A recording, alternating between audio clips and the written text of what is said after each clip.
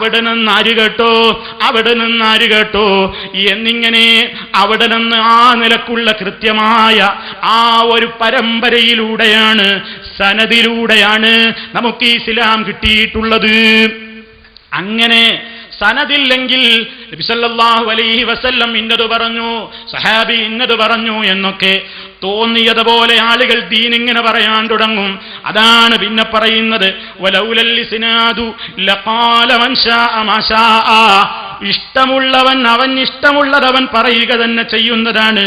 അതുകൊണ്ട് മുജാഹിദ് പ്രസ്ഥാനം ജനങ്ങളോട് പറയുന്നു, അല്ലാഹുവിന്റെ ഖുർആൻ മനസ്സിലാക്കണമെങ്കിൽ, ഹദീസുകൾ മനസ്സിലാക്കണമെങ്കിൽ, ആ നിലക്ക് അതിലൂടെ സ്ഥിരപ്പെട്ട ആശയങ്ങൾ നമുക്ക് ഗ്രഹിക്കണമെങ്കിൽ അത് ഹബീബായ റസൂലുള്ളാഹി സ്വല്ലല്ലാഹു അലൈഹി വസല്ലമിൽ നിന്ന് യാതൊരു നിലക്കുള്ള കുറ്റവുമില്ലാത്ത പരമ്പരയിലൂടെ, അഥവാ സ്വഹാബി കേട്ട് കഴിഞ്ഞാൽ അവിടുന്ന് അങ്ങോട്ടുള്ള ഓരോ പരമ്പരയിലും ഒരു നിലക്കും പ്രത്യേകമായ അബദ്ധങ്ങൾ സംഭവിച്ചിട്ടില്ലാത്ത ആ നിലക്ക് കണിശമായ ആളുകളിലൂടെ നമുക്കത് കിട്ടിക്കൊണ്ടിരിക്കണം. അപ്പോഴേ അത് ദീനാവൂ. അല്ലാതെ തോന്നിയതുപോലെ ദീന് പറയാൻ പറ്റുമോ? മുജാഹിദുകളെ സംബന്ധിച്ച് പറയാറുള്ളത് അവർ തോന്നിയതുപോലെ പറയുന്നു, അവർക്ക് പാരമ്പര്യമില്ല. നിങ്ങൾ നോക്കൂ, മഹാനായ നബി സല്ലല്ലാഹു അലൈഹി വസല്ലമിന്റെ ഖബറിടത്തിലേക്ക് ചൂണ്ടിക്കൊണ്ട് മഹാനായ ഇമാം മാലിക് റഹ്മത്തുള്ളാഹി അലൈഹി പറഞ്ഞല്ലോ, ഏതൊരു മനുഷ്യന്റെ വാക്കുകളിലും തള്ളേണ്ടതുമുണ്ടാകും, കൊള്ളേണ്ടതുമുണ്ടാകും. ഇല്ലാ സാഹിബ് ഹാദൽ ഖബർ, ഈ ഖബറിൽ കിടക്കുന്ന ഈ ഖബറിന്റെ ഉടമയൊഴികെ എന്ന് നബി സല്ലല്ലാഹു അലൈഹി വസല്ലമിന്റെ ഖബറിടത്തിലേക്ക് ചൂണ്ടിക്കൊണ്ട് ഇമാം മാലിക് റഹ്മത്തുള്ളാഹി അലൈഹി പറയുന്നു. എന്താ നമ്മൾ മനസ്സിലാക്കേണ്ടത്? പ്രിയപ്പെട്ടവരെ, ഞാനും നിങ്ങളുമൊക്കെ ഉൾക്കൊള്ളേണ്ടുന്ന അഖീദാ വിശ്വാസങ്ങൾ, നാം അനുഷ്ഠിക്കേണ്ടുന്ന ഇബാദത്തുകൾ, നാം ആചരിക്കേണ്ടുന്ന പ്രവർത്തനങ്ങൾ, നമ്മുടെ ജീവിതത്തിൽ ദീനായിട്ട് നമ്മൾ ചെയ്യേണ്ടുന്ന ഏതെല്ലാം ചെറുതും വലുതുമായ കാര്യങ്ങളുണ്ടോ അതൊക്കെ സ്ഥിരപ്പെടണമെങ്കിൽ എന്താണ് വേണ്ടത്? ഹബീബായ റസൂൽ സല്ലല്ലാഹു അലൈഹി വസല്ലമിൽ നിന്ന് സഹാബി കേട്ട് അവിടെ നിന്നിങ്ങോട്ട് കുറ്റമറ്റ പരമ്പരയിലൂടെ നമുക്ക് കിട്ടിയിരിക്കണം. ആ നിലക്ക് കൃത്യമായി അംഗീകരിക്കപ്പെടുന്നവ മാത്രമാണ് ദീനായിട്ട് അംഗീകരിക്കപ്പെടുന്നത്. അതൊന്നുമല്ലാതെ എനിക്ക് തോന്നിയത് ഞാൻ പറയുകയാണെങ്കിൽ അത് ദീനല്ല കേട്ടോ. അതിന് ഇസ്ലാമിൽ ആരെങ്കിലും പറഞ്ഞതിന് ഒരു വിലയുമില്ല. എന്റെ ഉസ്താദ് പറഞ്ഞു, ഉസ്താദിന്റെ ഉസ്താദ് പറഞ്ഞു എന്ന് പറഞ്ഞാൽ അത് പ്രമാണമാകില്ല കേട്ടോ. പക്ഷേ ഒരു കാര്യം നമ്മൾ മനസ്സിലാക്കണം, ഏതെങ്കിലും ഒരു പണ്ഡിതന്റെ വാക്ക് ഒരു വിഷയത്തിൽ ഞങ്ങൾക്ക് സ്വീകാര്യമല്ല, അത് ഞങ്ങൾ സ്വീകരിക്കുന്നതല്ല എന്ന് നമ്മൾ പറയുമ്പോൾ അതാ പണ്ഡിതനെ ഇടിച്ചു താഴ്ത്തലാണ്, ആ പണ്ഡിതനെ മോശക്കാരനാക്കി കാണലാണ്, ആ പണ്ഡിതനെ കൊച്ചാക്കലാണ്, ആ പണ്ഡിതനെ അപഹസിക്കലാണ്, പരിഹസിക്കലാണ് എന്നൊക്കെ ചില ആളുകൾ പറയാറില്ലേ? വാസ്തവം നേരെ മറിച്ചാണ്. ആ പണ്ഡിതനെ അവമതിക്കുകയല്ല, നമുക്കൊരു ഏറ്റവും വലിയ കണിശതയുണ്ട്. എല്ലാ മുസ്ലിമിനും വേണ്ട കണിശതയാണ്. ഇസ്ലാമിന്റെ കാര്യങ്ങൾ നമ്മൾ മനസ്സിലാക്കേണ്ടത് ഏതെങ്കിലും ഒരു വ്യക്തിയുടെ വാക്കിൽ നിന്നല്ല. ആരെന്ത് പറഞ്ഞാലും ഖുർആനുമായി യോജിക്കുന്നുവോ ഹദീസുമായി യോജിക്കുന്നുവോ ആര് പറഞ്ഞാലും സ്വീകരിക്കും. എതിരായിട്ട് ആരിൽ നിന്നെങ്കിലും റിപ്പോർട്ടുകൾ വന്നാലോ അതാരായിരുന്നാലും തള്ളിക്കളയുന്നതാണ്. കാരണം തെറ്റുപറ്റാത്ത വ്യക്തിത്വമായി ലോകത്ത് മഹാനായ മുഹമ്മദുർ റസൂലുള്ളാഹി സ്വല്ലല്ലാഹു അലൈഹി വസല്ലം മാത്രമാണ്. നല്ല പാണ്ഡിത്യവും വിവരമുള്ള മഹാന്മാരായ നല്ല ഗവേഷണത്തിന് യോഗ്യതയുള്ള പണ്ഡിതന്മാരിൽ അവർക്ക് ചില ഹദീസുകൾ കിട്ടാത്തതുകൊണ്ടോ ഇനി ചില ഹദീസുകൾ കിട്ടിയിട്ടും അതിന്റെ ഉദ്ദേശം ആ നിലക്ക് അവർ ഗ്രഹിച്ചതുകൊണ്ടോ അങ്ങനെ പല കാരണങ്ങളാൽ അവരിൽ ചില അബദ്ധങ്ങളൊക്കെ സംഭവിച്ചാലും അത്തരത്തിൽ യോഗ്യരായ ആളുകളിൽ നിന്ന് അവർ നിഷ്കളങ്കമായി പറയുന്ന കാര്യങ്ങളിൽ അബദ്ധങ്ങൾ പറ്റിയാലും അവര് കുറ്റക്കാരല്ല കേട്ടോ. അള്ളാന്റെ അടുക്കൽ തെറ്റിയാലും അവർക്കൊരു പ്രതിഫലമുണ്ടെന്നാണ് ഇസ്ലാം പഠിപ്പിക്കുന്നത്.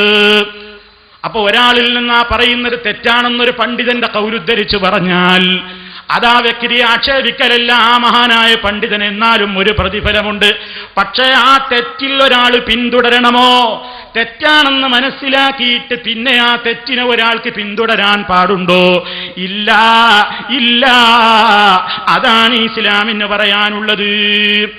ഇതാമുഖമായിട്ട് നിങ്ങളുടെ മനസ്സിലിരിക്കട്ടെ. അല്ലാഹു പഠിപ്പിച്ച, അവന്റെ റസൂല് പഠിപ്പിച്ച ആ ശരിയായ കൃത്യമായ ദീനുൽ ഇസ്ലാമിന്റെ പ്രമാണങ്ങളിൽ നിന്ന് അന്യമായി, വിരുദ്ധമായി ഏതെങ്കിലും പണ്ഡിതന്മാരുടെ കിതാബുകളിൽ ഏതെങ്കിലും അഭിപ്രായങ്ങൾ കാണുന്നുവെങ്കിൽ അതൊക്കെ അന്ധമായിട്ട് ഇന്ന ഹോജയല്ലേ പറഞ്ഞത്, ഇന്ന മഹാനായ പണ്ഡിതനല്ലേ പറഞ്ഞത് എന്ന നിലക്ക് സ്വീകരിക്കേണ്ട, അന്ധമായി അനുകരിക്കേണ്ട ഒരു ബാധ്യതയും മുസ്ലിമീങ്ങൾക്കില്ല കേട്ടോ. ഇത് പ്രത്യേകം നിങ്ങൾ ഈ സംസാരം തീരുവോളവും മനസ്സിലാക്കണം. ഇനി നിങ്ങൾ മനസ്സിലാക്കണം പ്രിയപ്പെട്ടവരെ, കഴിഞ്ഞ പ്രഭാഷണത്തിൽ ഇവിടെ മുസ്ലിയാർ എന്താണ് കാര്യമായി പറയുന്നത്? എന്താണ് ഇവിടെ നമ്മെക്കുറിച്ച് കാര്യമായി ആരോപണം പറയുന്നത്? അദ്ദേഹം വിഷയങ്ങളിലേക്കൊക്കെ തുടങ്ങുന്നതിന്റെ മുമ്പ് തന്നെ അദ്ദേഹം പറയുന്നൊരു കാര്യമുണ്ട്. അതെന്താണെന്നല്ലേ? ഒരു വലിയ രൂപത്തിൽ വളരെ ഞാനിതാ ധീരമായ ഒരു കാര്യത്തിനൊരുങ്ങുന്നു എന്ന നിലയ്ക്ക് ഒരൽപ്പം ഭീഷണി സ്വരത്തിൽ മുസ്ലിയാർ പറയുകയാണെന്ത്? ഇനി അങ്ങോട്ട് കരയുദ്ധമാണ്. ഇനി ഇവിടെ നടക്കാൻ പോകുന്നത് എന്താണ്? കരയുദ്ധമാണ്. മുസ്ലിയാർ അത് പറയുന്നത് നിങ്ങളൊന്ന് കേട്ടോളൂ. ഇനി അങ്ങോട്ട് കരയുദ്ധമാണ്, ഇനി അങ്ങോട്ട് കരയുദ്ധമാണ്. അപ്പോ ഇതുവരെ മൂപ്പര് വെള്ളത്തിലായിരുന്നു. ഇപ്പൊ കരയിലേക്ക് ഇങ്ങനെ കഷ്ടിച്ചൊപ്പിച്ച് ഒരു 5-6 ഖണ്ഡനങ്ങളില് നമ്മുടെ പ്രമാണങ്ങൾ ഉദ്ധരിച്ചുകൊണ്ട് ഓരോ കാര്യങ്ങൾ അങ്ങനെ കൃത്യമായി അങ്ങനെ കേൾപ്പിക്കപ്പെട്ടപ്പോ ഏതാണ്ട് അവിടെ കിടന്ന് ആകെ പരവശനായി കുറച്ചൊക്കെ കുടിച്ച് ചീർത്ത് ഏതാണ്ട് ഇങ്ങനെ കരക്കടിഞ്ഞ് ഒന്നിങ്ങനെ എഴുന്നേറ്റ് നിന്നിട്ട് പറയാണ്, ഇനി അങ്ങോട്ട് കരയുദ്ധമാണ് കേട്ടോ, ഇനി കരയുദ്ധമാണ് എന്നാണ് പറയുന്നത്. അപ്പോ കരയുദ്ധമാവുമ്പോ കരയുദ്ധത്തിന് കൊണ്ടുവന്ന ആയുധങ്ങൾ എന്തായിരിക്കണം? വളരെ ബലവത്തായ ആയുധങ്ങളായിരിക്കണം. നമുക്കിന്ന് പരിശോധിക്കാനുള്ളത് എന്റെ സ്നേഹിതൻ പേരോട് കരയുദ്ധത്തിന് കൊണ്ടുവന്നിട്ടുള്ള ആയുധങ്ങളുടെ ബലം എത്രയാണ് ആ ആയുധം എന്ന് നമ്മളൊന്ന് മനസ്സിലാക്കിയിരിക്കണം എന്ന് ആദ്യമേ നിങ്ങളോട് ഓർമ്മപ്പെടുത്തുകയാണ്. പ്രിയപ്പെട്ടവരെ, അദ്ദേഹത്തിന്റെ ആദ്യത്തെ പൊയ്വടി എന്താണ്? കരയുദ്ധത്തില് മുജാഹിദ് പ്രസ്ഥാനത്തിന് പരമ്പരയില്ല. ഞങ്ങൾക്ക് പാരമ്പര്യമുണ്ട്, മുജാഹിദുകൾക്ക് പരമ്പരയില്ല. എന്നിട്ട് മൂപ്പര് പരമ്പര ഇങ്ങനെ എണ്ണുകയാണ്. മഹാനവറുകളുടെ ഗുരുവര്യരാണ് അൽ-ഇമാം മുഹമ്മദ് ബിൻ ഇദ്രീസ് ശാഫിഈ റഹ്മത്തുള്ളാഹി അലൈഹി. ഹിജ്റ 204 വഫാത്ത്. മഹാനവറുകളുടെ ഉസ്താദാണ് അൽ-ഇമാം മാലിക് ബിൻ അനസ് റളിയല്ലാഹു അൻഹു. ഹിജ്റ 179. മഹാനവറുകളുടെ ഉസ്താദാണ് നാഫി മൗല ഇബ്നു ഉമർ 117. മഹാനവറുകളുടെ ഉസ്താദാണ് ഉമർ ഇബ്നുൽ ഖത്താബ് റളിയല്ലാഹു അൻഹുവിന്റെ മകൻ അബ്ദുല്ലാഹ് ഇബ്നു ഉമർ റളിയല്ലാഹു അൻഹു 73 വഫാത്താണ്. ആ അബ്ദുല്ലാഹ് ഇബ്നു ഉമർ റളിയല്ലാഹു അൻഹുവിന്റെ ഗുരുവര്യരാണ് മഹാനായ മുഹമ്മദുർ റസൂലുള്ളാഹി സ്വല്ലല്ലാഹു അലൈഹി വസല്ലം. ആ നബി സ്വല്ലല്ലാഹു അലൈഹി വസല്ലം തങ്ങൾ മുതൽ പരമ്പര മുറിഞ്ഞു പോകാതെ ശംസുൽ ഉലമാ ഖുതുബി മുഹമ്മദ് മുസ്ലിയാർ വരെയും അതിനുശേഷം നമ്മുടെ പ്രഗത്ഭരായ ആലിമീങ്ങൾ, കീഴ ഉസ്താദ്, കണ്യത്ത് ഉസ്താദ്, ഇ കെ ഉസ്താദ്, ഉള്ളാൾ തങ്ങൾ, ഒക്കെ ഉസ്താദ്, സദഖത്തുള്ള മുസ്ലിയാർ തുടങ്ങിയ ആലിമീങ്ങൾ, അവർ മുഖേന നമ്മുടെ ഉസ്താദുമാർക്ക് ലഭിക്കുകയും ആ ഉസ്താദുമാരെ മുഖേന നമുക്ക് ലഭിക്കുകയും ചെയ്തതാണ് നമ്മൾ ഉൾക്കൊള്ളുന്ന പരിശുദ്ധ ദീനുൽ ഇസ്ലാം. എന്റെ ഉസ്താദ് ഇന്നയാള് അങ്ങനെ ഇങ്ങനെ ഉസ്താദുമാരെ പേരിങ്ങനെ പറഞ്ഞ് അവസാനം അതാ ഇമാം ഷാഫിഈ റഹ്മത്തുള്ളാഹ്, അത് കഴിഞ്ഞിട്ട് അങ്ങോട്ട് ഇമാം മാലിക് റഹ്മത്തുള്ളാഹി അലൈഹി, അതിന്റെ മുകളിലേക്ക് ഇമാം നാഫി റഹ്മത്തുള്ളാഹി അലൈഹി, അതിന്റെ മുകളിലേക്ക് അബ്ദുല്ലാഹി ഇബ്നു ഉമർ റളിയല്ലാഹു അൻഹു, അതിന്റെ മുകളിലേക്ക് മുഹമ്മദുർ റസൂലുള്ളാഹി. അങ്ങനെ മൂപ്പര് മുതൽക്കങ്ങോട്ട് ഹബീബായ മുഹമ്മദുർ റസൂലുള്ളാഹി സ്വല്ലല്ലാഹു അലൈഹി വസല്ലം വരെ എത്തുന്ന ഒരു പരമ്പര മൂപ്പരങ്ങ് വായിക്കുന്നു. എന്നിട്ടൊരു ചോദ്യം, അപ്പുറത്തെ മൗലവിന്റെ പരമ്പര ഒന്ന് കേൾക്കാൻ പൂതിയുണ്ട് എന്ന്. നമുക്ക് മറുവശത്തിലുള്ള പരമ്പരയും കൂടി ഒന്ന് കേൾക്കാൻ ആഗ്രഹം ഉണ്ട്. അഡ്രസ് ഉണ്ടോ എന്നൊന്ന് നോക്കണല്ലോ ദീന് പറയുമ്പോ. അതെന്തിനാ നിങ്ങൾ കേൾക്കുന്നത്? നിങ്ങൾ എണ്ണിയ പരമ്പര തന്നെ പോരെ. നിങ്ങൾ എണ്ണിയ പരമ്പരയിൽ തന്നെ കുറെ ഇങ്ങനെ എണ്ണുമ്പോ കുറച്ചങ്ങോട്ടെത്തിയാൽ